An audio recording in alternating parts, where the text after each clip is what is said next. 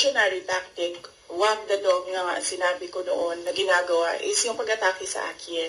Nakita nyo, wala na tayong pinag-uusapan patungkol sa bansa, kundi si Sara Duterte. Kaya nga. At hindi na natin napapag-usapan ang kahirapan, ang kagutuman, ang kawalan ng internet, walang internet connectivity sa iba't ibang lugar, kuryente na mahal, kuryente na hindi reliable ang supply.